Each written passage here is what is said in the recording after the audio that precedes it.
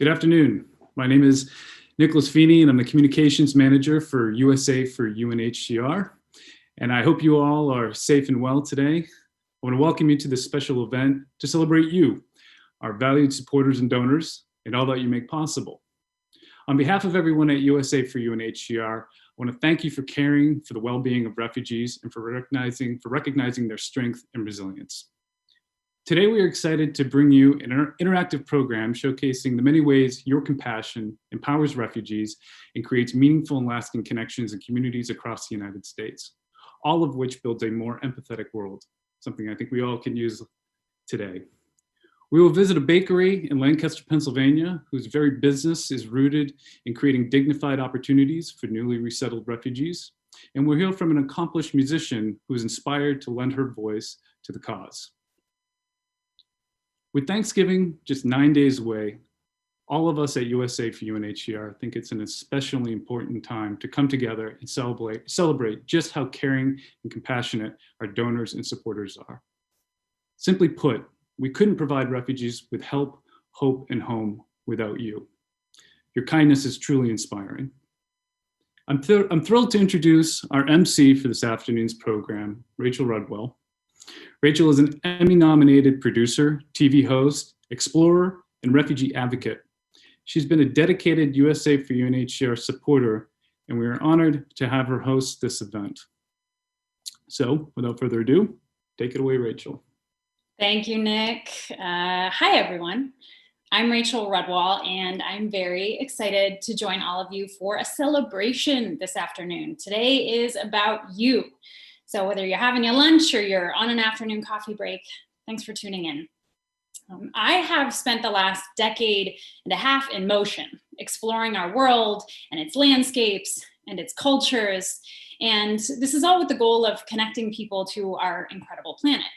It's also got the goal of hopefully connecting people to each other, making people a little less afraid of what they don't know and a little less afraid of one another. And I think we can all agree that that's important these days. Along the way in my travels, I've had the opportunity and the honor of meeting people who are building new lives far from home, often not by choice. I have seen diasporas that are built of dreamers and doers, makers, educators, community organizers, mothers, fathers, children. These are all individuals who, whether or not they had wanted to leave home, have embraced the deep work of building new lives and contributing meaningfully to their new home communities. So for this reason, I am really honored to be here today. I'm inspired by all of you and your commitment to refugees around the globe. Over and over again, you have shared just how important it is to you to show compassion and support for our shared humanity, celebrating what we have in common and being there for each other during the toughest of times. Even during this very difficult, very turbulent year, Americans continue to come together to stand with and in support of refugees. So as we enter this season of gratitude, we with USA for UNHCR wanted to pause for a moment, slow it down, really thank you for all of the incredible and the inspiring and the life-changing work that you personally are making possible. Last winter, during what is undoubtedly the most difficult and challenging season for many refugees and their families, you stepped up and you lent your support.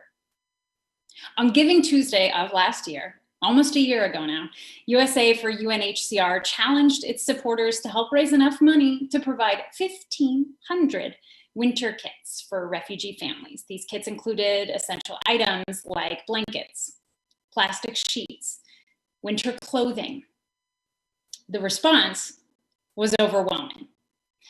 You together raised over $346,000, which is enough to provide 2,730 winter kits. That's nearly double the original goal to refugee families who are battling the cold winter temperatures. I think that is staggering.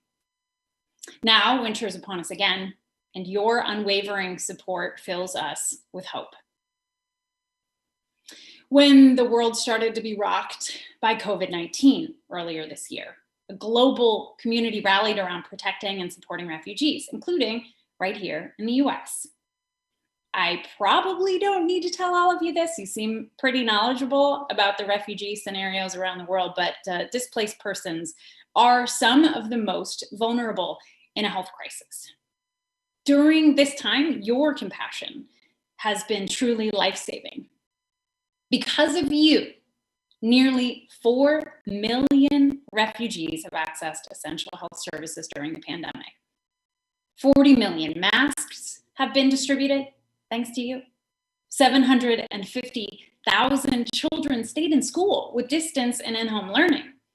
And 613 isolation, quarantine, and treatment centers were set up. And this work, it is continuing right now as we speak, thanks to you. You have provided ongoing support for those displaced throughout the year. But I'm even more amazed by the way that you show up and you go above and beyond in the face of emergencies. This August, the devastating explosion in Beirut displaced over 300,000 people, many of whom were refugees from Syria and surrounding areas.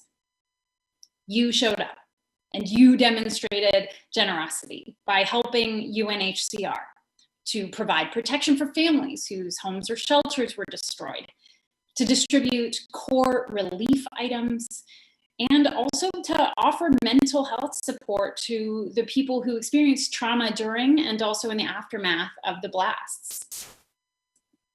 And while emergencies like this may draw global attention, you also understand that refugees face ongoing challenges. There are daily struggles, daily life-threatening struggles. And so long after their stories fade from the news cycles, you continue to show up. You know that the journey to safety can be long, but you are there for refugees throughout the year. You keep showing up through continued support for the Rohingya 3 years on, and in many places like Yemen, the Democratic Republic of Congo, South Sudan, Syria, and many more. You, wherever you are tuning in from now, are making the world a better place.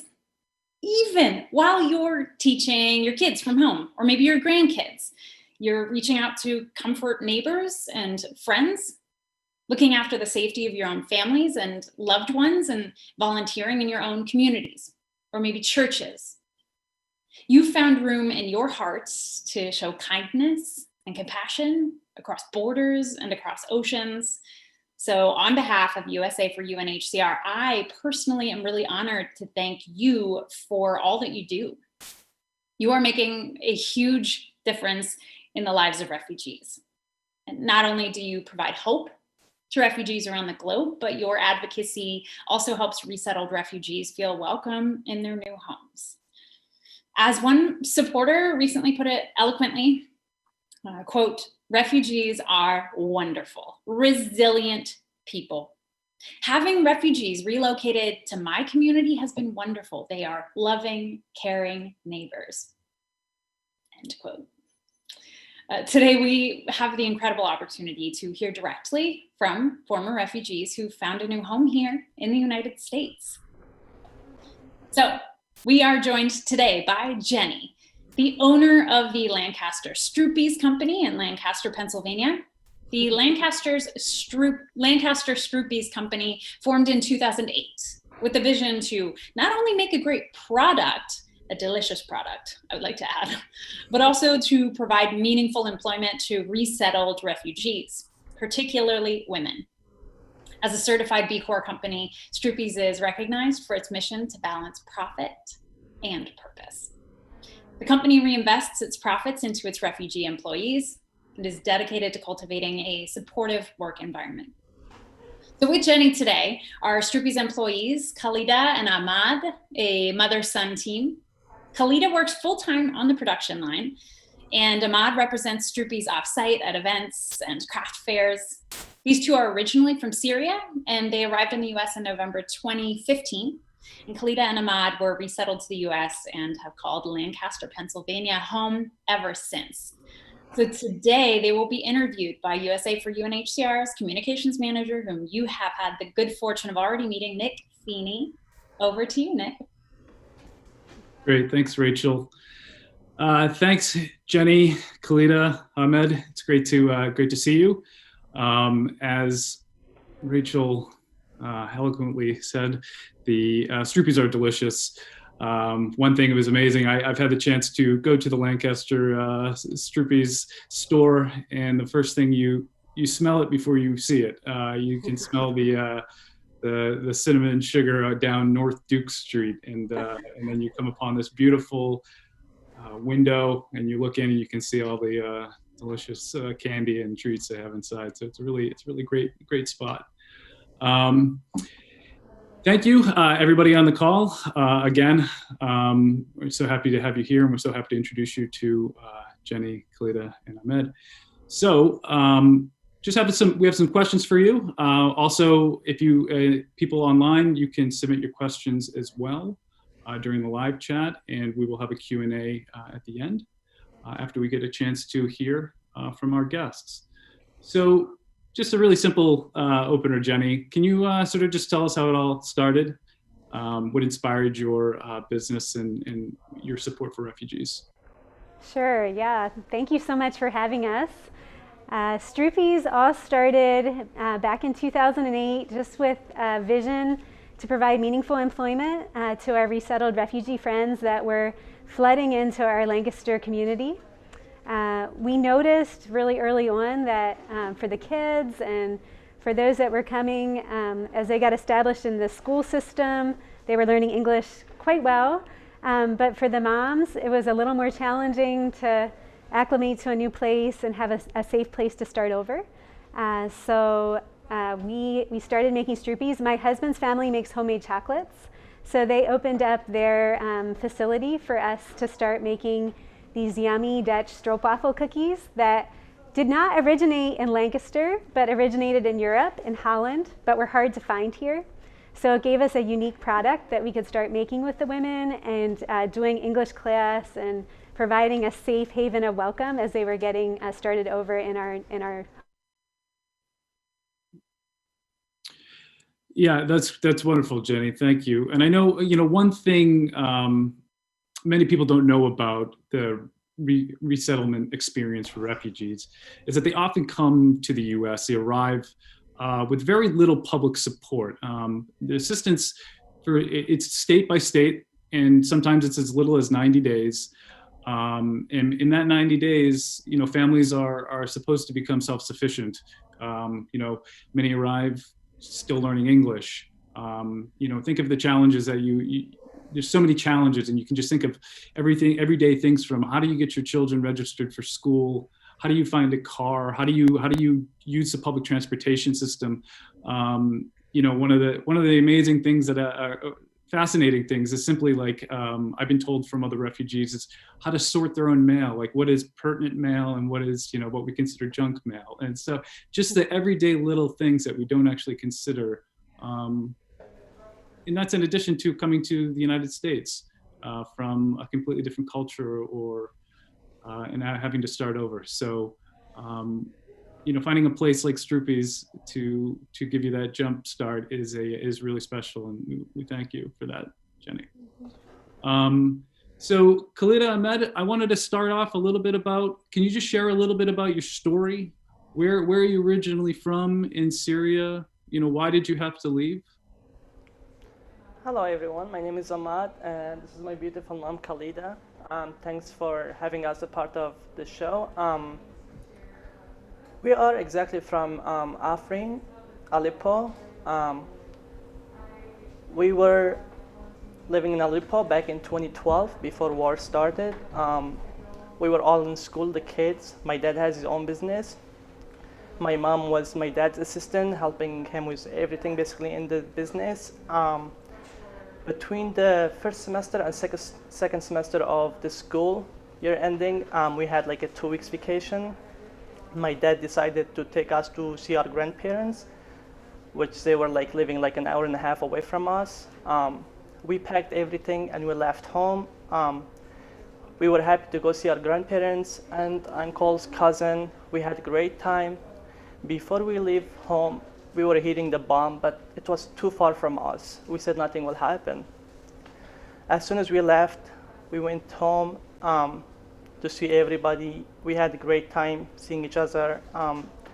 By the time we got back, everything was destroyed. Our house was gone by the bomb. My dad's business was like 2 blocks from the house. We walked to it. Half of the building was down. Across from the street, it was our school. We went there. The school building was down. We were hearing like people screaming outside, old people running, kids. You can see body on the ground. Nobody know what's going on. It was tough for us seeing all this and not knowing what's happening to the world. My mom and my dad told us, just got back into the car and we're going back where we came from. He took us back to our grandparents. He drove an hour and a half back. As soon as we got back, they were surprised, like, what's going on, what happened, why are you guys back? We said, we lost everything. We have nothing left back home. And my dad, he was going like through a hard time after he saw all this happening. A few days later, he said that he's trying to move to Turkey because we kids, we don't have like any future left back in Syria. And it was getting worse and worse day by day. My dad left us and crossed the border to Turkey by himself, which was hard for him, leaving his family behind and leaving the kids with the mom.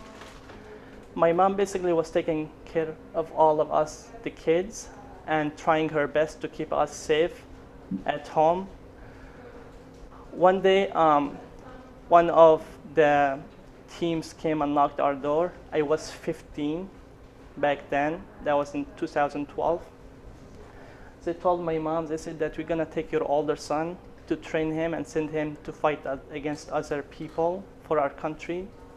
My mom couldn't handle it. She started crying and they told us, like, no matter what, if you have no choice. No matter what, if you say yes or no, we're coming tomorrow to pick him up. As soon as they left, my mom gave a call to my dad and told them they just came yesterday to take Ahmed and I don't know what to do. My dad told her that one of his friends is moving to Turkey and he's crossing the border at midnight by himself. He said, try and let Ahmed pass with him. I was only 15. It's kind of unimaginable, like seeing what's going on around you, seeing your dad leaving the country, leaving you with your siblings at home with your mom, not knowing what's going to happen tomorrow, what's tomorrow's bringing. My mom packed everything for me. I left at 1 a.m. in the morning with a group of people, old people, kids, thousands of people trying to cross because they have nothing left back home. As soon as I left, we, as immigrants and refugees, we have no rights to cross the border because we lost everything. We didn't have any paperwork, any documents. You have no choice. If you want to cross, you have to cross when the army switch the shifts. You have a chance. If you pass, you're lucky. If not, if they catch you, you have to pay a lot of money. And as soon as you pay them, they'll let you pass and talk to their friends on the walkie-talkie, let them know that they took money from you and let them know so they can take advantage of you, take more money. And at the end, they will throw you back to the Syrian side. It was a tough situation for us, especially for my mom. She didn't sleep for 2-3 days till I got to my dad. As soon as I crossed the border, I took a van and it drove me 16 hours to Istanbul to my dad to see him. He was happy to see me and also sad to see that I left everything behind. I left my mom, my siblings, and came to him just to support him to bring all my family back. And when did the rest of your family join you in Turkey? When did your mom come? After I left in 2012, 6 months later, they came. After I 6 months later. worked with my dad, I helped him, support him, save enough money to get an apartment, and we'll be able to give my mom a call to pack everything so she and my sibling leave and come here. And you remember, so this was 2015, now 2016, 2012, 2013, and you arrived to Lancaster in November 2015. Yes. When did you find out you were coming to the US? Can you tell me a little bit about when you found out? What did you feel? Yeah, so when we were living back in Turkey, it was really hard for us as refugees. We didn't have any documents with us for the kids to go back to school. Also for my parents, they were trying their best for us to keep us safe and doing their best for us to keep us in school for our education because what happened back in Syria. One of my uncles came and visited us. He was in Turkey and he came and visited us and he said, I know there is no future here, but there is an organization called IOM in Turkey, which is helping the refugees and immigration to get out of the country for their kids' future. And it all depends on the families and how many kids and how many members of the family, so how big is the family. It took us 1.5 to 2 years to do background check, see what's going on, why we left Syria, why are we trying to leave Turkey. And it was a lot of process. And then back in 2015, August 2015, they called us, the last call. They told us, congratulations, you guys have made it. You are going to Lancaster, Pennsylvania, United States on November 3rd, 2015. When we heard that, we were happy and we were sad also. We didn't know what's going to happen through all the experience we had back in Turkey. When we moved to Turkey, we had to learn basically the whole language again. It was a new culture and dealing with all this. My mom was there, plus my dad was supporting us as kids. We went through a rough time, but we made it. And then you had to do it all over again. Yes. Yeah.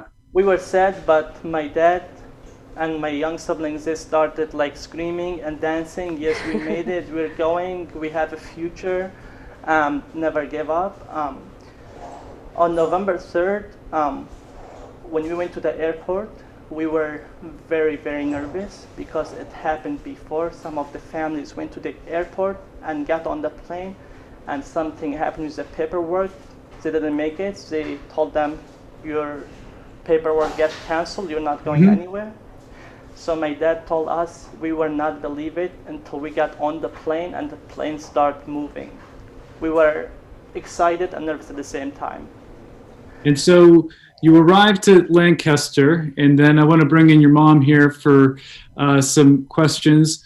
You know, you just went through the last few years, a very unstable, like you said, you know, you came to Turkey, it's a whole new culture, a whole new thing, and then you come to the US, and it's even, you know, even more different. So, you know, Khalidah, can you tell me what were some of the challenges that you faced when you first arrived? And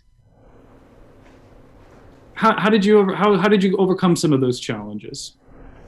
دلوقتي النوع تيجي في لانكستر شو أكبر التحديات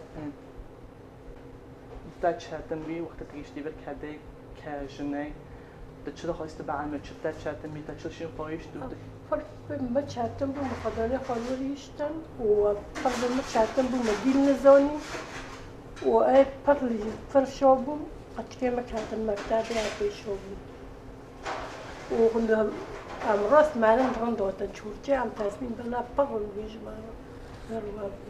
She's saying one of the big challenges was not knowing the language and being as a woman taking care of the kids. The kids weren't registered at the schools yet, and the transportation. When we first got here, the church world service gave us like 3 months, 90 days, and they said you guys get set up, and then after that you're gonna get on your own. She said thanks for the church who sponsored us, Forest Hills Mennonite Church. They still help us till now. They did help us with the transportation, put us in school, and also she's saying that she's so happy that one of the team member of the church found her a job through Stroopies, and she's saying even she didn't know English. When she walked to the store, seeing the customer coming in, buying stuff, and leaving and communicating with other people, she started picking up, and that helped a lot. So it was through that, dovetails into the question I was going to ask, is how did you find out about the role, the position at Stroopies? It was through the contact at the Church World Service? And so, okay, sorry. دبیت چو استروپیز بی چطور سرویس داره حرکت لکه داره حرکت لا جيب اسم حركة لوري ويمكن جالس بعضنا استخدام ولا أبوي وشورتشر وتبو ما ربو ما تنسى كنيسة عارف. She said yes. One of the church member, they know Jennie, and they also had contact with Church World Service. And as soon as they heard that she's a new family down here, she just got to Lancaster. She contacted Jennie, and Jennie, the Stroopies company, they're like giving opportunities to the women who get to Lancaster who don't know English, have kids, trying to learn them like through the process, give them a job opportunity, and they have also ESL class every time on their break, like after sale, taking their lunch and stuff, they're learning to learn English together, which is helping her a lot. That's great. And Jennie, I wanted to bring you into the conversation here a little bit. One thing I felt when I was in Lancaster is the community, the refugee community in Lancaster is very tight-knit. And can you just talk a little bit about your impressions of how, Stroopies is helping, newly resettled families fit into that community in Lancaster? Yeah, Lancaster is a very tight-knitted community. There's just a lot of incredible community initiatives going on. I know I'll speak from us personally in our neighborhood. It felt like as resettled refugee families came to be a part of the fabric of our neighborhoods, that they just fit in so beautifully, and they added so much to the diversity that was already a part of our neighborhood. And also I felt like they just added just so much dignity and just the way they cared for family members, how they loved each other. That just enriched the overall communities and neighborhoods that they were coming to. And I know Lancaster feels so incredibly privileged to be able to welcome and provide welcome for families that just need a fresh start. And that's something that we just love to do, and we all kind of work together to make that happen well. And I just feel so privileged to be a part of this community, and privileged that really the nations of the world can be a part of that fabric, which makes us all the more beautiful. Yeah, and one of the things that they do at Stroopies every day that I got a chance to experience and witness is that at lunch they come together in sort of a potluck style lunch every day, and it's an amazing time to for them to connect with other coworkers, with their friends, and Jennie, something that's been very difficult. Obviously, 2020 has been a strange year for all of us. How have you been able to maintain the spirit of Stroopies during the pandemic? And has it changed your business or strengthened it in any way? Yeah, I was just thinking how sad I am, because right now that practice of being able to eat together has changed a bit because of this odd year that we're in, and it makes me so sad because that's one of my favorite things. I mean, we still find ways to share, but I feel like, gosh, none of us would have been able to guess that 2020 would look this way. It's not anything that we would have chosen. But I do think that the challenges have made us realize how important community and how important belonging to each other and sharing our lives really is. If there's any lesson that my resettled refugee friends have taught me, is to not take things for granted. And I feel like this year in particular, that's a fresh lesson for us to not just take the things that we're accustomed to doing for granted. But you know, this isn't going to last forever. And just today, Khalidah shared some of her delicious food with me. So, you know, we're still finding ways to one thing about Khalidah and this beautiful family is that they share every single thing they have, and they are happiest when they're sharing. And that has taught me a lot of valuable lessons about just sharing what I have and being freely giving what I have to offer. And when we all do that, the world is a beautiful place. So.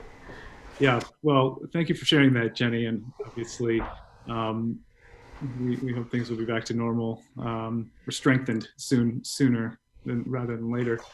And in the spirit of sharing, I know the next segment that we have is going to be a little tour and a little production line look into how Stroopies are made. So yes. Yeah. If you want to take us around, that would be great. Yeah, we will take you around. Khalidah's going to go back and start dipping some chocolate Stroopies, so we'll get to watch her doing that. But we'll take you on a little tour here. So. Okay, great. So this room we're in here is kind of like the room that you come in when you enter our store, where we have the Stroopies displayed and the things that people can buy. We'll see how we do with this.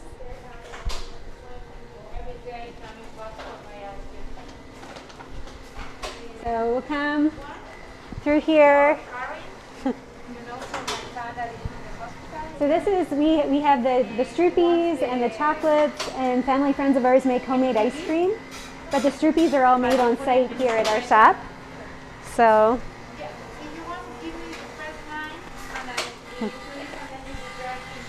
So here is Chin Chin Nu. She is making Stroopies on the line. So I'll give you a little bit of just a little show of how we do it. Actually, if you can come down here, we'll start down here. So the production starts with the Stroopy dough balls. That's a cinnamon waffle cookie that we make on these irons right here. So our production line makes around 300 or so Stroopies an hour. So pretty soon they will open up here, and I'll show you. Right now they're being baked in the iron. And then they come out. They come out of the iron. We'll make sure we're not in Chin Chin Nu's way. But so yeah, they are baked for about 40 seconds or so in the iron. Then they came up here to this place where they're cookie cuttered to the perfect size, and then they go down the sliding board. Sorry, Chin Chin Nu, I'm in the way. And then they go underneath this cutter, and they get sliced in half. And then we'll watch Chin Chin Nu spread them each with caramel. So after they're cut in half, each one is, there's a layer of homemade caramel that gets spread in the middle of each one. And that's the base. Stroopies are really popular in Europe, like I said, and they're designed when they cool then to be rewarmed on your hot tea or coffee. And the steam will remelt the caramel in the center. So this is the base. And our little production line makes around 300 or so Stroopies an hour. So now we'll go back into the kitchen and find Khalidah. So.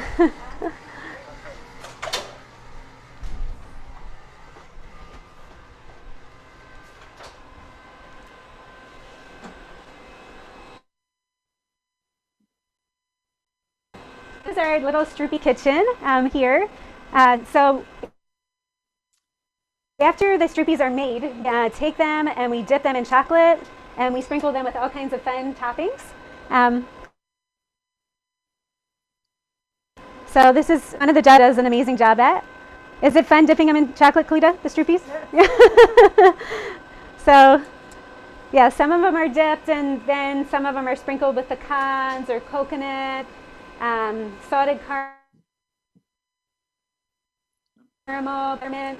And this machine over here, I don't know if you can take it over there, that's where the homemade caramel is being made as we speak.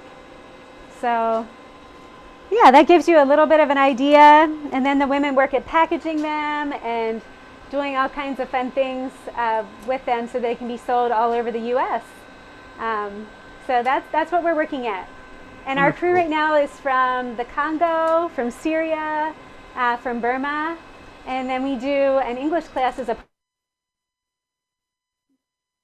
part of their day and look for ways to welcome the women as they're getting established here. So that gives you a little bit of an idea. So Wonderful. Thank you so much. You're Jennie. welcome. We really appreciate it. We have just a couple more minutes. I wanted to just ask you and Ahmed just a couple of quick questions that we received from some of the viewers. Well, we'll go back out to the front? Is that okay? Okay. They're gonna ask us a few more questions. So. Yeah, there's they have milkshakes and other chocolate sweets and everything at the sweet shop in Lancaster. It's quite a place.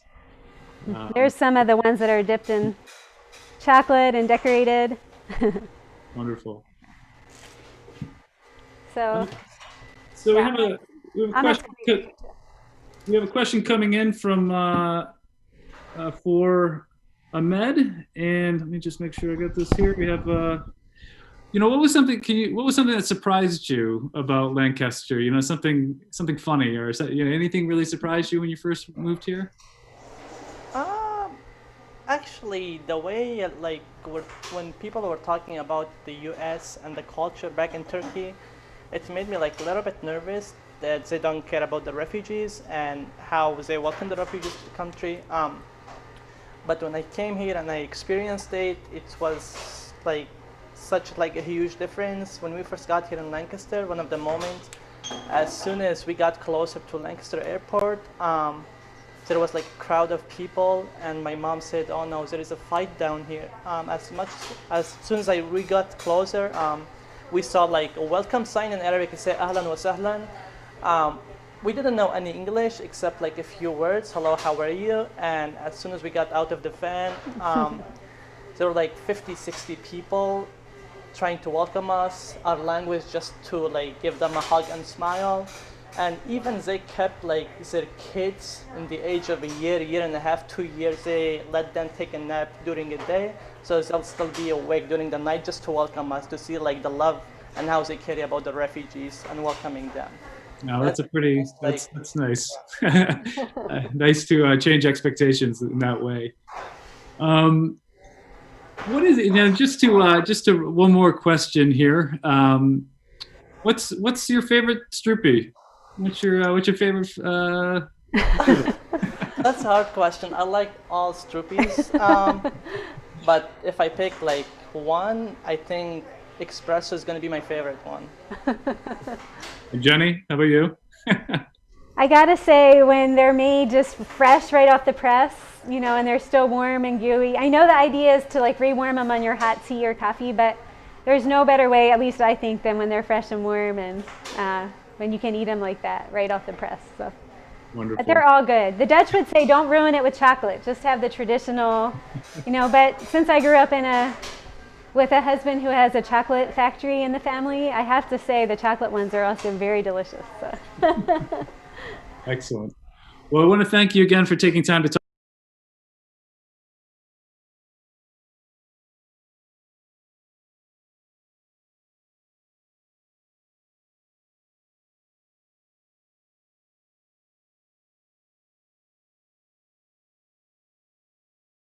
We also are doing our refills online too. Oh, you're doing your refills online too. Excellent. With the code refill. So there you go. So if you visit Stroopies, and that's stroopies.com, we can put this in the chat, I believe, and use the code share the.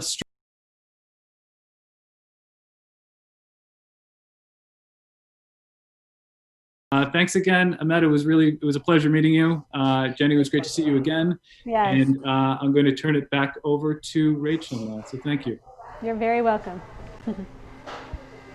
I will repeat what the sign said. Ahlan wa sahlan in Arabic, I believe, means welcome. And it's really, really amazing to hear that Americans are welcoming of the refugees that we have the benefit of having in our country. So Khalidah, Ahmed, thank you so, so much for sharing your story. Jennie, thank you for the powerful work that you do. Also, thanks for the delicious work. I love stroop waffles. Everybody tuning in now has a better understanding of what they are. I mean, I never knew how you could slice such a thin, delicate, crispity little snack right in the middle, but seeing it done makes me feel like it's time for lunch. I'm a Pacific time zone, feeling a little hungry. That was beautiful. It is great to know that there's a place we can all get our fix with stroop waffles. And Nick, thank you for sharing that code. Might be a good holiday gift for people. I really found Khalidah and Ahmad's story to be both moving and inspiring. I am sure that many of you who are supporters of USA for UNHCR have watched the Syrian crisis unfold at home, and you've wondered how you can participate in goodness, how you can support people who are having to leave their homes. So thank you for all that you do. One person who was inspired by watching crises like this unfold is Destani Wolf. Destani is a singer-songwriter from California who contacted USA for UNHCR looking for a way to use her art to support refugees. Destini's musical fundraising campaign launched this summer in the midst of a global pandemic, and she's already raised $2,600 so far, which is incredible. In honor of your shared commitment to refugees, Destani is here with us live today to share the story behind her powerful song, Whitewater Tumbling, and share a moving performance that she recorded while she was in Beirut. So welcome, Destani. Thank you for joining us. Thank you, Rachel, for having me. I'm honored to be here this afternoon in partnership with USA for UNHCR. Part of my musical career has been traveling the world, singing with Cirque du Soleil. And after seeing footage of Syrian refugees being rescued on boats in the news, I was moved to finish the lyrics to my song Whitewater Tumbling. And I collaborated with director, producer Marjan Tehrani of True Films to create the animated video to reflect refugees' difficult and often terrifying journey to safety. We were able to tell this story, and we hoped to evoke empathy and really reflect it within this character of a young child who is facing this fate. And along with creating awareness, we were happy and excited to partner with UNHCR to raise some money for the cause. While I'm touring with Cirque du Soleil, I usually have about 8 to 10 shows a week and then one day off. And on one of these days off, I was able to go to the mountaintops of Beirut and record my song, Whitewater Tumbling. And I got to collaborate. I had the opportunity to work with amazing Lebanese artists that I met there. The video that you're about to see is mixed and recorded by acclaimed producer, composer, musician, Karim Gneser, who's worked with artists like Joss Stone and many more. I was accompanied by Scarlett Saad on keys and Enzo S., who's also was vocalist on The Voice in France on background vocals, who put it together, and was filmed by Joel Haj. So I hope you enjoy the performance. I'm very moved by today, and I hope you're inclined to find the animated video also on YouTube, and that the music resonates with you as caring and engaged advocates for refugees.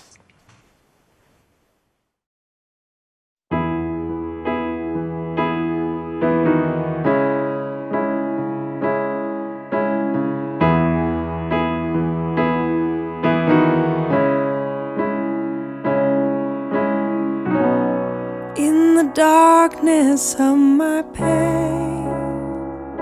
I think you're calling me, your voice so faint. Wash my stories of who's to blame. Purify my path, I'm not the same. Time to stand tall, let my past meet the sea. The journey's so long, it won't get the best of me. Had to leave it all, I just wanna be free.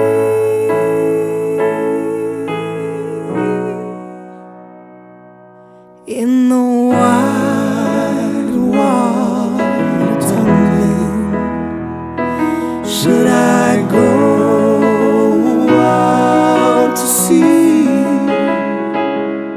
In the wide water tumbling, or is the shore waiting for me?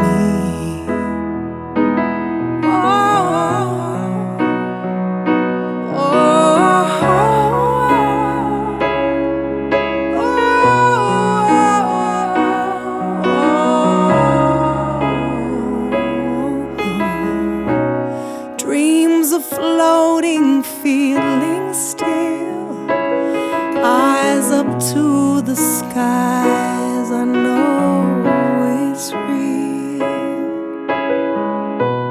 The birds carefree played with the wind. I've lived that peace before, will I again, surviving it all.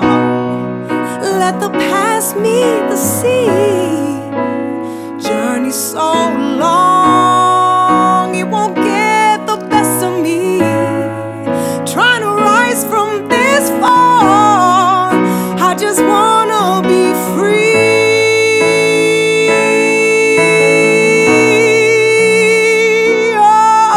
Oh, these hands of fate, these hands of fate, resting in this place, oh, rest in this place, my saving grace, my saving grace.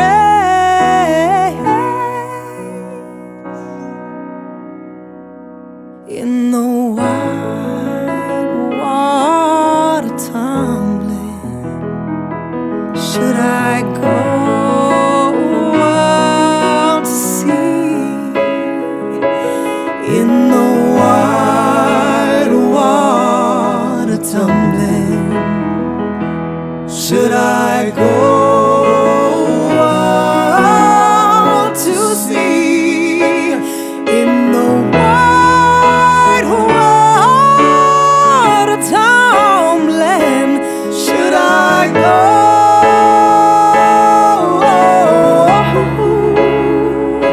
Or is the shore waiting for me? Should I go?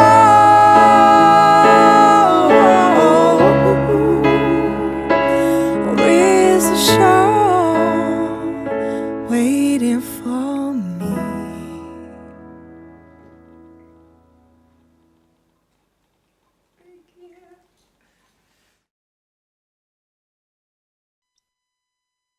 That was amazing. Thank you so much, Destani, and also to Scarlett, to Enzo.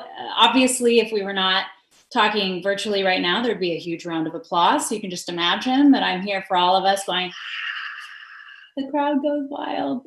That's so beautiful. We really appreciate having you here with us today. On behalf of USA for UNHCR, I'd like to thank everyone who's tuned in with us today. Thank you for watching and for all that you've done to continue to support refugees today, tomorrow, throughout the next year. Your help will be acknowledged, loved, appreciated. In times like these, you know it is essential that we look out for each other. particularly the most vulnerable among us. And as the UN High Commissioner for Refugees, Filippo Grandi, said, now more than ever, taking care of refugees must be a global and shared responsibility. We are so grateful that you have chosen to answer this call, because together we can continue to make a life-changing impact on the lives of these resilient individuals and families and give them hope. It has been a real honor to spend time with each of you today. Again, during, your coffee breaks, your lunch breaks, maybe that quick break that you have in between virtual schooling and work. Every day you are appreciated. So thank you for standing with us and with refugees. I personally have been blown away and inspired by your care and your commitment. Just looking at those impact statement numbers earlier floored me. One of your fellow supporters, Jeffrey R. from Oregon, I think puts this beautifully. Quote, refugees everywhere deserve whatever consideration and support we can give them. Every single one of them is a light of inherent wisdom and experience. Every single one deserves the warm embrace of their fellow humans. Just think of the creative geniuses in those camps, the young artists and the innovators, the leaders of not only their own people, but of the world, waiting to venture into their destiny. It's breathtaking. I agree with Jeffrey R. from Oregon. Thank you for putting that into words so beautifully. Your inspiration, each one of you, is a light. It is a spark of hope. It is powerful. So thank you again for acting on your shared humanity with refugees and doing all that you can to provide them with hope and with dignity. I hope that all of you have a very safe and happy holiday season. Thanks, and bye.